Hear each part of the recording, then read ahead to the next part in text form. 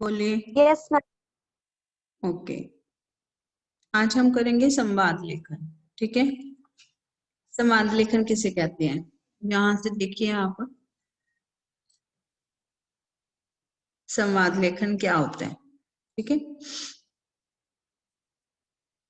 संवाद लेखन का क्या अर्थ है, यहां से हम देखते हैं संवाद लेखन की परिभाषा। ठीक है, संवाद लेखन की परिभाषा जो है वो हमने देखनी है।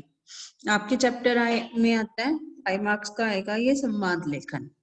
ठीक है, उसमें संदेश लेखन भी आ सकता है आपको ना, सॉरी सूचना लेखन आएगा, और संदेश लेखन आपका है, एक मिनट, सूचना लेखन है, अनुच्छेद है, पत्र है, अनुच्छेद है, संवाद है और लघु कथा। आपको 4 चीजें आनी है। पत्र आने 5 नंबर का, अनुच्छेद आने 5 नंबर का, उसके बाद आपको संवाद आना है 5 नंबर का, लघु कथा आपको आनी है 5 नंबर की। ठीक है, तो संवाद लेखन किसे कहते हैं? संवाद लेखन की परिभाषा, जब 2 या 2 से अधिक लोगों के बीच होने वाले वार्तालाप को लिखा जाता है। जब 2 या 2 से अधिक, यहाँ पर से ये परिभाषा आपने लिखनी है साथ में। हाँ जी, जब 2 या 2 से अधिक लोगों को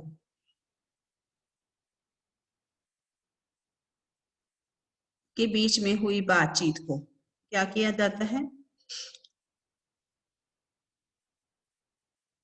लिखा जाता है, तो वह संवाद लेखन कहलाता है। संवाद लेखन काल्पनिक भी हो सकता है। क्या हो सकता है? काल्पनिक, अपनी मर्जी से किसी वार्ता को ज्यों को त्यों लिखकर भी हो सकता है। संवाद लेखन क्या हो सकता है? जब लिखा जाता है 2 लोगों के बीच की बातचीत को, और संवाद लेखन काल्पनिक मतलब अपनी कल्पना से भी कुछ लिख सकते हो आप। ओके, फिर है भाषा बोलने के अनुसार थोड़ी भिन्न भिन्न होती है। बोलने वाले के अनुसार क्या होती है? थोड़ी सी भिन्न होती है। उदाहरण के रूप में एक अध्यापक की भाषा छात्र की अपेक्षा क्या होगी? वो ज्यादा संतुलित और सारगर्भित। सारगर्भित होता है अर्थ वाली, अर्थपूर्ण होगी। अध्यापक की भाषा क्या होगी? एक छात्र की भाषा से थोड़ी संतुलित और सारगर्भित, अर्थपूर्ण होती है। ठीक है, एक पुलिस अधिकारी की भाषा और अपराधी की भाषा में काफी अंतर होता है। इसी तरह 2 मित्रों, 2 महिलाओं की भाषा जो है वो भी कुछ भिन्न प्रकार की। 2 व्यक्ति जो एक दूसरे के शत्रु हैं, उनकी भाषा अलग होगी। कहने का तात्पर्य है कि संवाद लेखन में पात्रों के लिंग, उम्र और कार्य स्थिति का ध्यान रखना चाहिए। ठीक है, कि संवाद लेखन में पात्रों की उम्र कैसी है, वो लिंग है या पुल्लिंग है, उनकी उम्र कितनी है, और उनके काम करने, उनका काम क्या है, उसकी स्थिति क्या है, इस चीज का हम ध्यान रख करके संवाद लेखन करते हैं। संवाद लेखन में इन बातों पर भी ध्यान देना चाहिए कि वाक्य रचना सजीव हो, भाषा सरल हो, उसमें कठिन शब्दों का प्रयोग कम से कम हो। जब भी हम संवाद लेखन करें उसमें हमने ध्यान रखना है कि भाषा जो है जो आसानी से दूसरे की समझ में आ जाए। जब आप देखते हो कि कोई एकांकी पढ़ते हो या कोई कहानी पढ़ते हो, तो उसमें शब्द ऐसे होते हैं जो कि आसानी से समझ आ जाते हैं।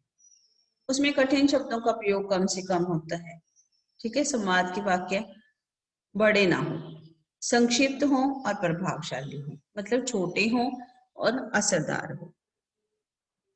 मुहावरेदार भाषा काफी रोचक होती है, मतलब मुहावरों का प्रयोग किया जाए अगर, तो वो ज्यादा अच्छा लगता है। जैसे कि हम बोलते हैं सॉरी कि उसको कुछ काम करना नहीं आता, तो हम बोलेंगे नाच न जाने। ठीक है, और दूसरों में दोष निकालना, उसको हम कहेंगे नाच न जाने आंगन टेढ़ा।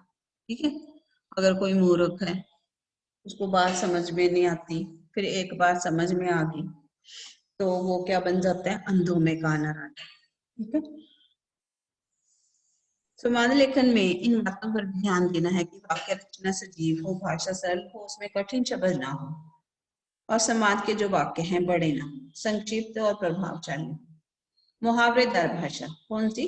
जिसमें मुहावरे होते हैं, उनका भी यथास्थान प्रयोग होना तो होगा तो ज्यादा अच्छा है। अब है समाज लेखन, अच्छी समाज रचना।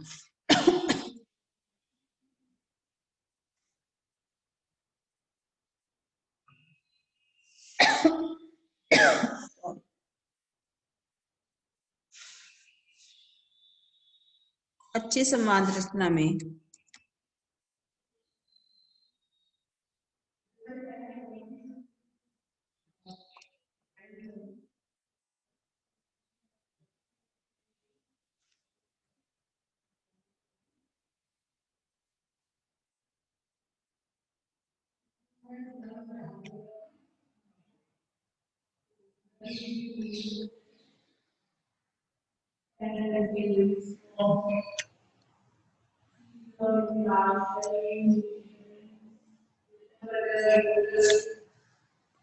अच्छी समाज रचना के लिए जो है,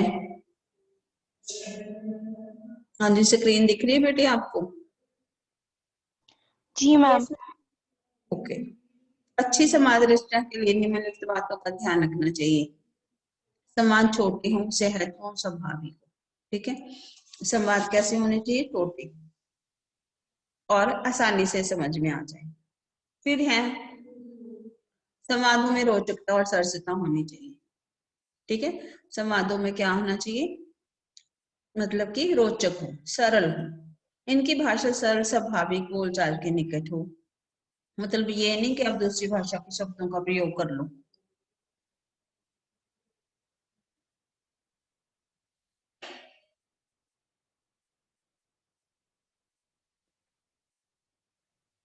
ऐसे नहीं कि शब्द कठिन हो, ठीक है, और प्रचलित ना हो, ऐसे शब्दों का प्रयोग नहीं करना।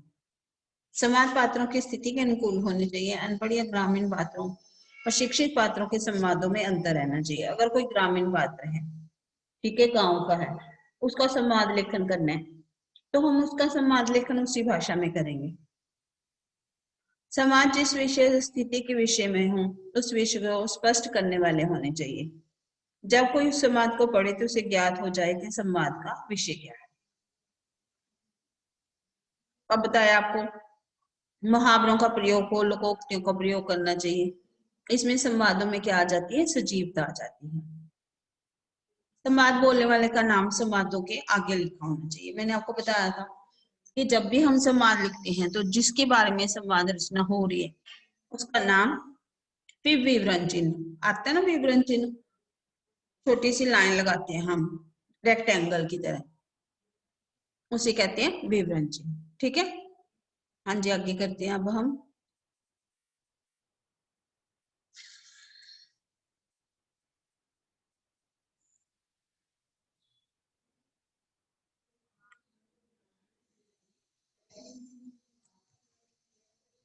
आगे हम इसका एक उदाहरण पढ़ते हैं। रोगी और वैद्य का संवाद क्या होता है? ठीक है, देवांशी पढ़ी। समाज लेखन के उदाहरण में जो है रोगी और इसका वैद्य का क्या संबंध है, ये पढ़ेंगे हम। चलिए। रोगी और वैद्य का संवाद। रोगी औषधालय में प्रवेश करते हुए, वैद्य जी नमस्कार। वैद्य नैना, नैना पढ़िए वैद्य का।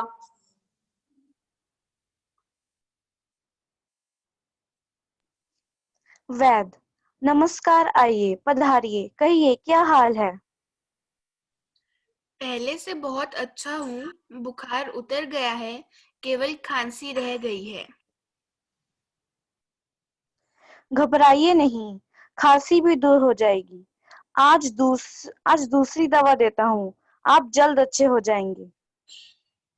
आप ठीक कहते हैं, शरीर दुबला हो गया है, चला भी नहीं जाता और बिछवान बिस्तर पर पड़े पड़े तंग आ गया हूँ। चिंता की कोई बात नहीं, सुख दुख तो लगे ही रहते हैं। कुछ दिन और आराम कीजिए, सब ठीक हो जाएगा। कृपया खाने को बताइए, अब तो थोड़ी थोड़ी भूख भी लगती है।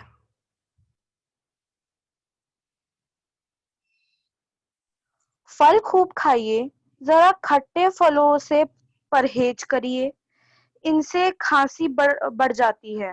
दूध, खिचड़ी और मूंग की दाल आप खा सकते हैं। बहुत अच्छा। आजकल गर्मी का मौसम है, प्यास बहुत लगती है, क्या शरबत पी सकता हूँ?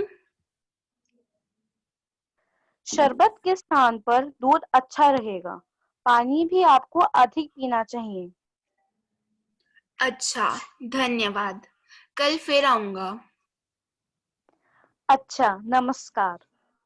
हाँ जी, अब आपको समझ आया कि रोगी और वैद्य के बीच में जो है अगर संवाद रचना होगी तो वो क्या होगा। ये तो आपको अंडरस्टूड है कि कोई बीमार है, अगर वो दवाई लेने जा रहा है, डॉक्टर के पास जा रहा है, तो वो अपने बारे में बात करेगा कि मैं बीमार हूँ, ठीक है, मेरे को बुखार, मुझे बुखार है, खांसी है जो है।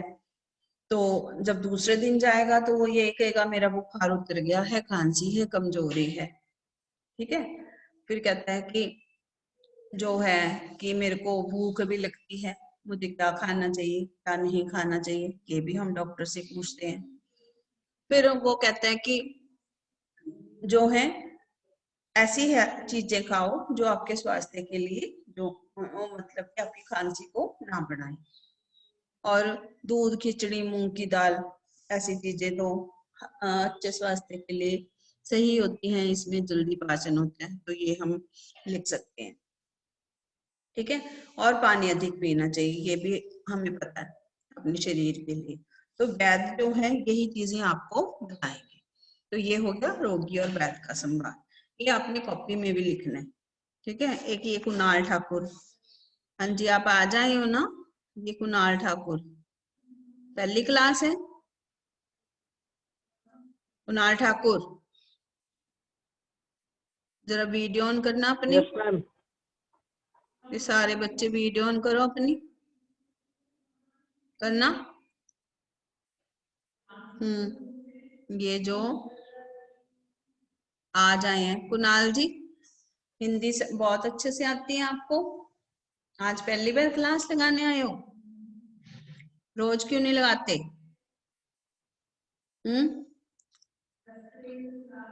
बोलिए, हंस के नहीं दिखाना।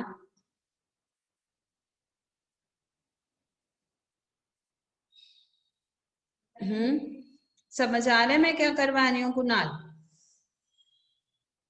कुणाल समझ आ रहा है यस मैम। आपको? ये है संवाद लेखन, ठीक है। संवाद लेखन जो है दो लोगों के बीच में होता है, ये काल्पनिक भी होता है, और दो लोगों के बीच में जो बात लिखी जाती है उसे क्या कहते हैं? संवाद लेखन। दूसरा हम पढ़ते हैं अब सेकंड वाला इसका।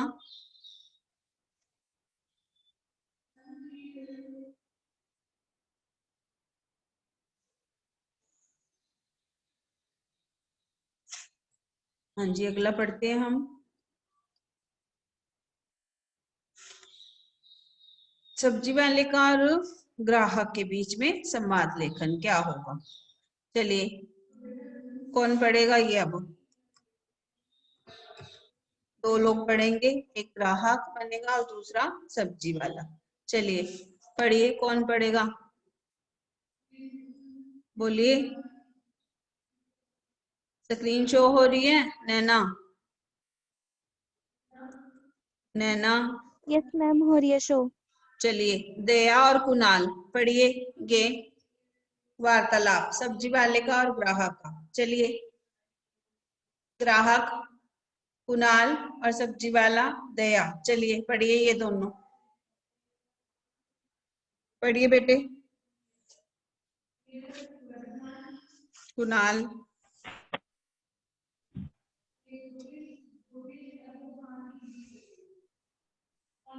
कुणाल कुणाल और ये दया, दया यस मैम। और कुणाल यस पढ़िए मैम। पढ़िए, ये शुरू कीजिए पढ़ना। एक ग्राहक बनेगा और दूसरा सब्जी बेचने वाला। चलिए पढ़िए दोनों। चलिए कुणाल शुरू कीजिए।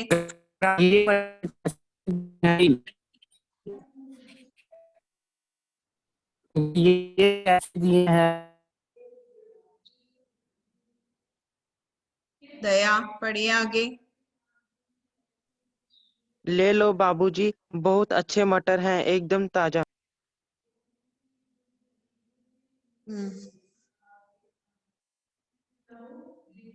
कुणाल पढ़िए इसको।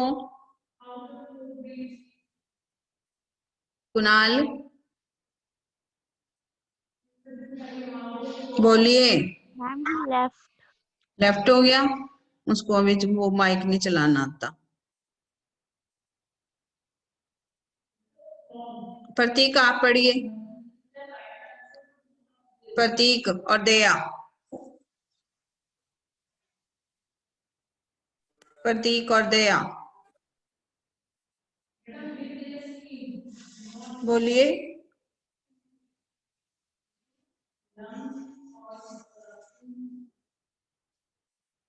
बोलो बेटे।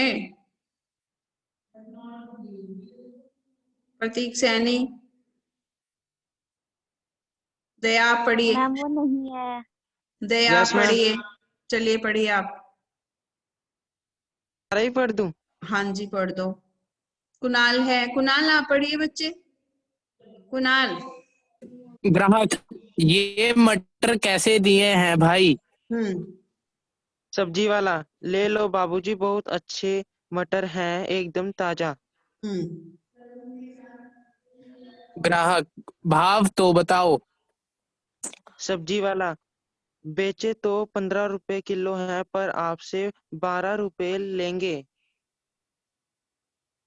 ग्राहक बहुत महंगे हैं भाई।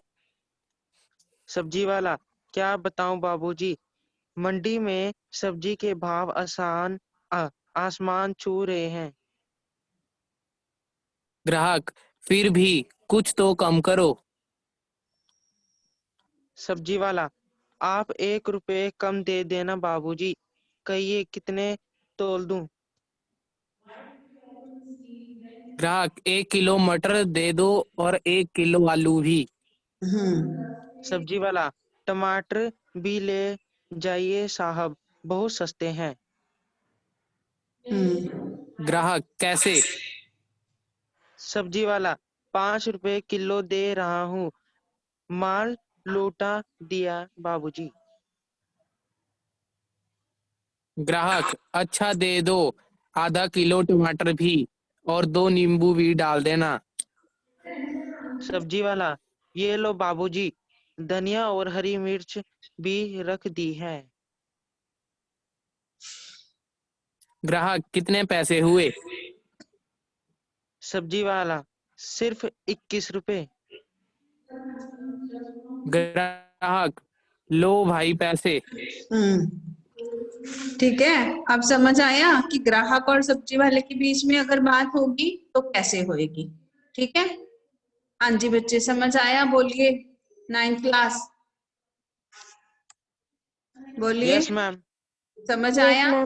हाँ यस कैसे मैम। करना है। कुणाल डेली आया करो, ठीक है? यस हाँ। यस। आगे है दो दोस्तों के बीच जीवन लक्ष्य को लेकर संवाद। दो दोस्तों के बीच। प्रतीक आपको नहीं आता पढ़ना बेटे? प्रतीक सैनी। प्रतीक। चलिए कीर्ति कृति पंजा आप पढ़िए। दो दोस्तों के बीच जीवन लक्ष्य को लेकर संवाद कैसा होना चाहिए?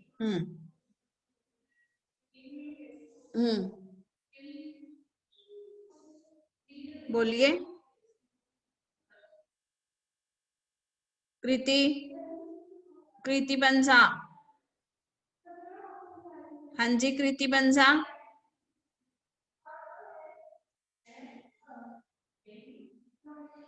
बोलिए। कृति। चलिए खुशप्रीत आप पढ़िए। दो दोस्तों के बीच जीवन लक्ष्य को लेकर संवाद। खुशप्रीत। तो दोस्तों के बीच जीवन लक्ष्य को लेकर संवाद।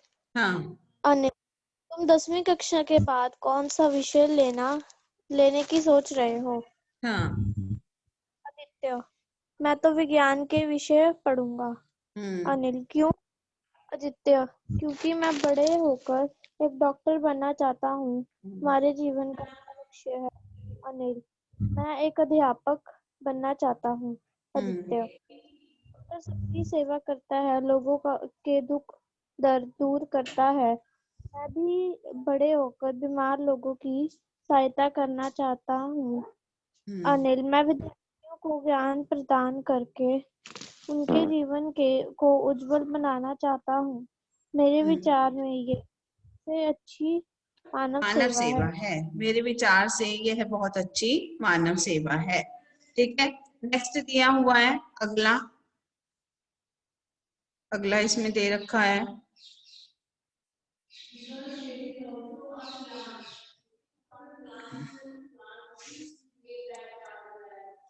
कि दो मित्रों के बीच वार्षिक उत्सव को लेकर संवाद योजना। अब दो मित्रों के बीच क्या संवाद योजना होती है? ठीक है हिमांशी, आप पढ़िए।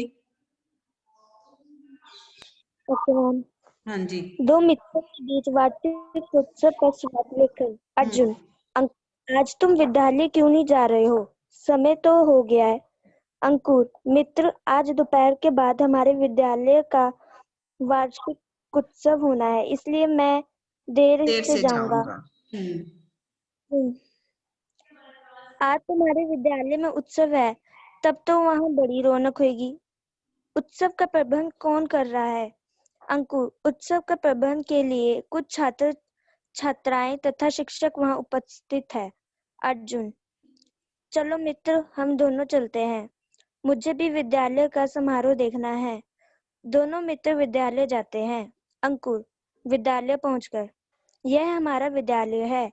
यहाँ उत्सव की तैयारी में शिक्षकों के साथ अन्य कर्मचारी तथा कुछ छात्र छात्राएं लगे हुए हैं। अर्जुन, ऐसा लगता है कि समारोह प्रारंभ होने वाला है। आज उत्सव का ऐसा कार्यक्रम है। अंकुर, आज अनेक प्रकार का कार्यक्रम है। कुछ छात्र छात्राएं गीत गाएंगे, कुछ अभिनय करेंगे तथा कुछ खेलों का प्रदर्शन करेंगे। फिर पुरस्कारों का वितरण होगा। अंत में सभाध्यक्ष का भाषण भी होगा। अंत में सभाध्यक्ष, सभा के अध्यक्ष। सभाध्यक्ष क्या होता है? सभा के अध्यक्ष। हाँ जी। अर्जुन, क्या सभापति तुम्हें भी पुरस्कार देंगे? अंकुर, मैं वार्षिक परीक्षा में अपनी कक्षा में प्रथम आया था, मुझे भी पुरस्कार मिलेगा। थोड़ी देर बाद समारोह प्रारंभ हो जाता है। दोनों दोस्त बैठ जाते हैं। हाँ जी, अब आपको समझ आ गया बच्चे कि अगर संवाद लेखन लिखना होगा तो आपने किस तरह से लिखना है? समझ आया बेटे? बोलिए। Yes ma'am. 9th class Daya, Divanshi, Harshpreet, Khushpreet. Yes ma'am. हैं, पता लग गया कि संवाद लेखन लिखना होगा। ये देखिए, आपने देखा ना, ये विवरण चिन्ह ये साथ में लगा हुआ है। विवरण चिन्ह, ये मैंने आपको बताया ना कि विवरण चिन्ह हमेशा साथ लगा होता है। ठीक है, ये देखो, ये एक ही तरह नीचे आ रहा है, सब में एक जैसे आ रहा है ना नीचे। तो आपने, ये कौन है? यूज। कौन है भाई? ये यूज के नाम से,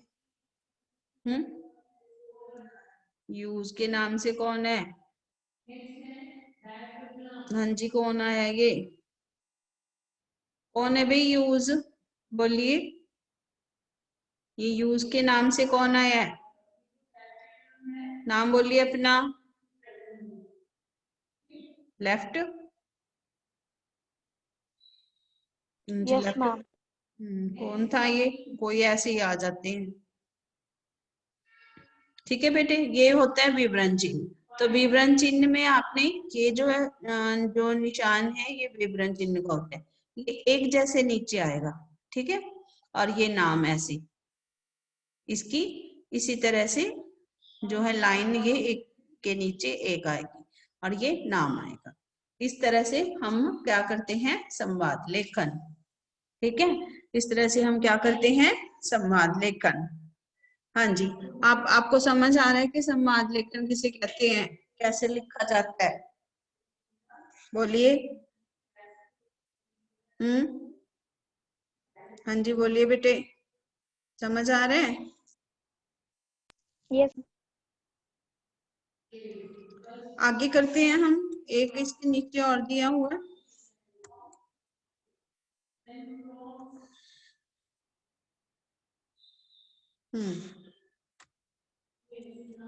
पिता और पुत्र के बीच संवाद।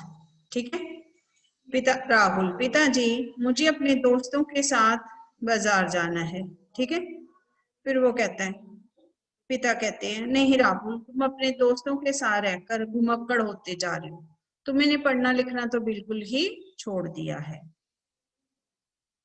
नहीं पिताजी, अब मैं खूब पढ़ूंगा, वादा करता हूँ। बेटे ऐसे वादे तो रोज करते हो राहुल, पर मैं पक्का वादा करता हूँ कि आपको 80% से ज्यादा अंक लाकर दिखाऊंगा, और अगर नहीं लाए तो फिर आप जैसा कहेंगे मैं वैसा ही करूंगा। ठीक है, तो मैं ये आखिरी अवसर देता हूँ। ठीक है जी, अब समझ आया? बोलिए क्लास, बोलिए बेटे, बोलिए 9th क्लास, समझ आ गया? Yes ma'am.